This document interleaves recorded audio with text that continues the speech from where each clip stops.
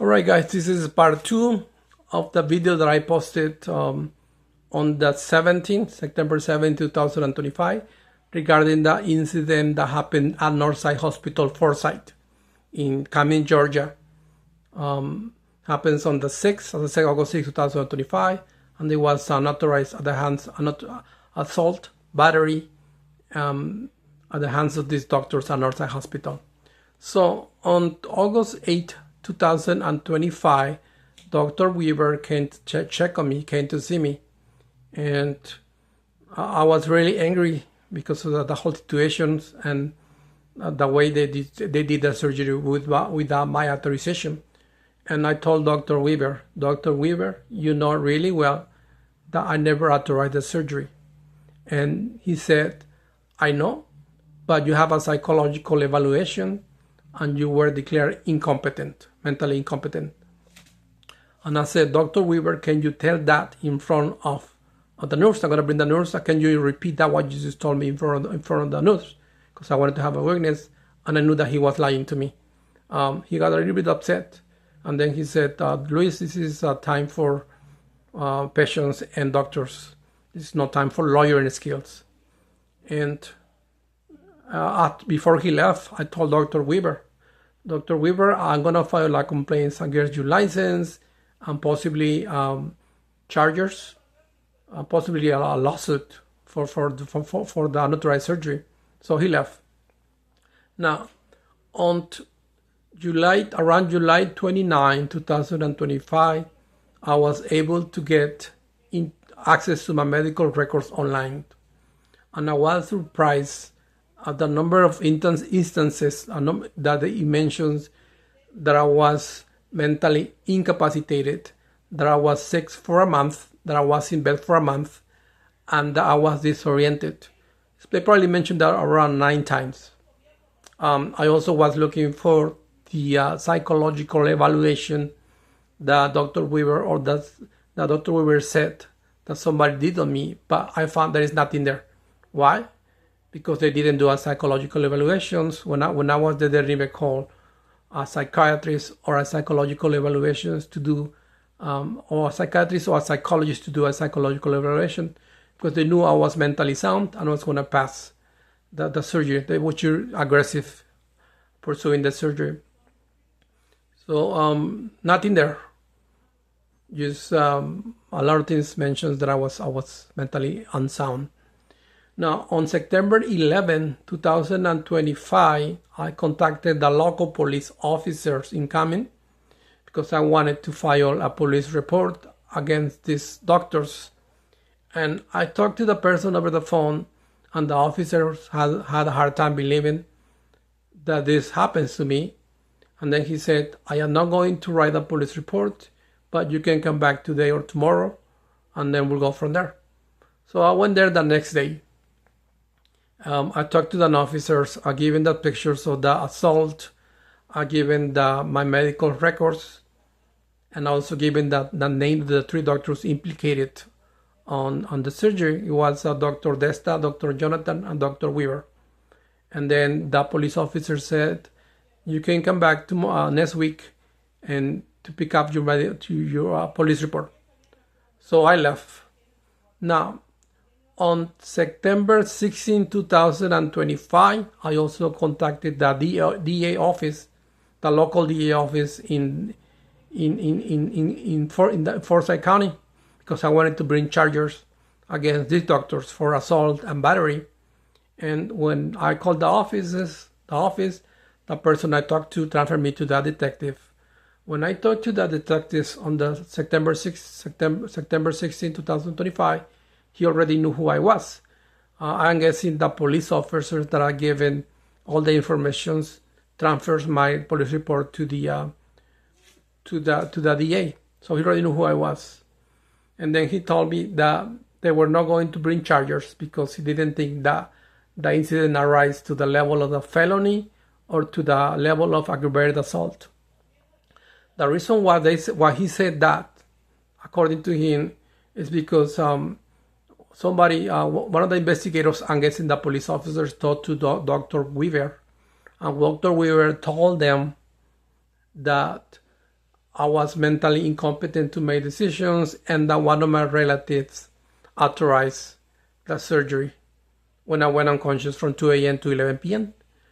They had two problems with this. First of all, the person that supposedly authorized the surgery when I was unconscious is a relative of mine that has mental health issues. She's mentally unstable. She has hallucinations, and she probably has schizophrenia, because those are the symptoms of schizophrenia. And this is the same person that, when I was at the hospital, she took my shoes, my clothes, and my cell phone, because she wanted to make sure that I didn't run away from the hospital, because she knew I didn't want to have the surgery. So I wasn't going to walk away naked, because of the hospital. They just give you like a hospital gown, and they put your shoes and your belongings in one bag. So she took my belongings, so I couldn't run away. This person that has mental health issues, schizophrenia. The second problem that they have is that in a hospital like that, people interact with a lot of medical personnel. I only interacted with Dr. Weaver for 7 minutes from July 29, 2025 to August 6 before the surgery.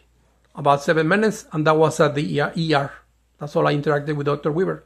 So how is making that determination that I was mentally incompetent when I only interacted with him for around 7 minutes? The problem that I have is that I interacted with around 20 nurses, 3 patient relations people that came to see me. I interacted with around 2 or 3 people that work in the kitchen that came every day to take my orders for food.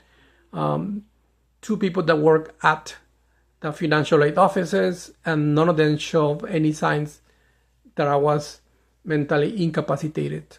I also had a visit for 3 relatives and 2 friends, and I contacted them, and they all said that I was acting normal, I wasn't mentally incapacitated, and that they're willing to write affidavits or to testify that I was not mentally incapacitated, because I wasn't. Dr. Weaver, because I wasn't. So the DA is unwilling to bring charges, even though I show you all the evidence. I'm guessing that they just called Dr. Weaver, one of the doctors that I gave in, and made that determination based on that. They never really did interview any of the other medical personnel. And now, on last month, I have access to my medical bills, and the bill that I got from the hospital is $295,000. $295,000 for the time that I was there and the surgery. So these doctors, they have a motivation, and their motivation is money. That's why they go to surgery right away, because it's the most expensive options. So these doctors also do make a lot of money. They made for around $400,000 to the million. Now the problem with the argument that they're making also is that Dr. Weaver removed that benign tumor that was probably not going to grow. Meningiomas or benign tumors, most of the instances they do not grow, and if they grow slowly, 1 or 2 millimeters per year. In rare instances they do grow. And the second problem is that if the hospital claims, or the doctors believe, that they have the right to perform surgery on anybody that is mentally incapacitated, that means that they also can have the right to do surgeries on people that suffer from Alzheimer's, schizophrenia, or have mental health issues, or half of the population of the homeless people in the U.S., because probably half of the population of the homeless people, they suffer from mental disorders. The last thing that I want to say is that if Dr. Desta, Dr. Jonathan, or Dr. Weaver wants to file a lawsuit for defamation or libel, they are more than welcome to do so. I welcome the lawsuit. Hopefully we can bring more awareness to the people or to the public if they file a lawsuit. Next I'm going to show you a picture that was taken on August 8, 2025, August 21st, 2025, right after they removed the metal staples from the surgery. Bear with me.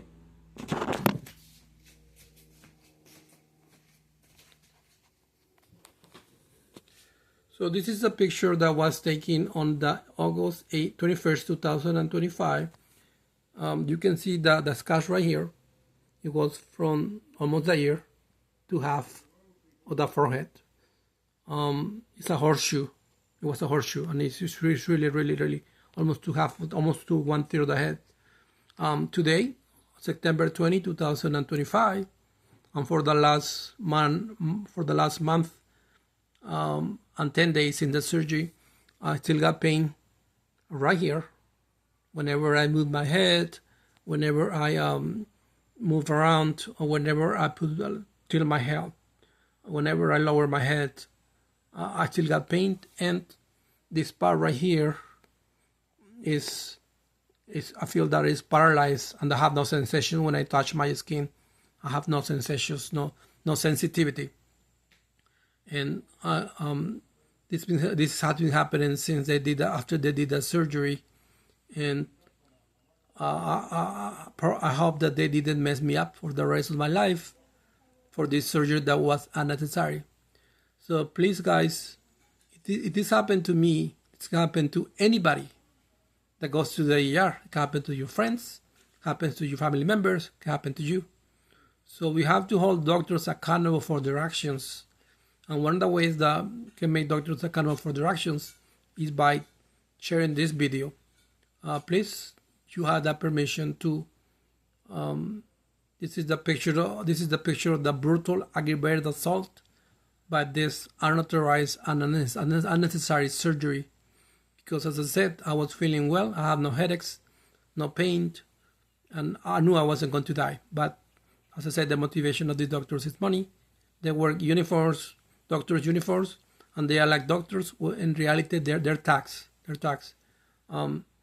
Please share this video. You have the permission to do so. Hopefully, we can bring some accountability to these thugs acting as doctors.